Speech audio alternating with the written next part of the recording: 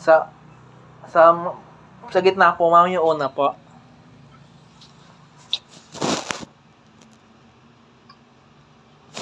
Last card. Ma'am, yung una po sa pangatlo. Ayan po.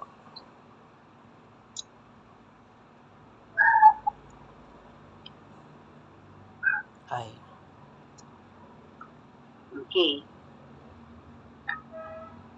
Ibig sabihin itong card mo, ito, heartache.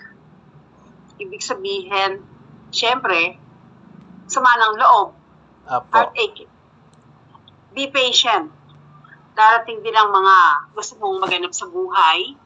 Ito, yung mga iniisip mo, sinuportahan yung card na yon na isa. Ibig sabihin kasi nito, yung mga iniisip mo, mga balak mo sa buhay, gawin mo daw. Tapos ito naman, ang ibig sabihin ng death card, ibig sabihin yan may pang-asar sa buhay mo na inggitero na ayaw kang umunlad, ayaw kang magka-love life. Opo. Yan ang ibig sabihin nun. Yun.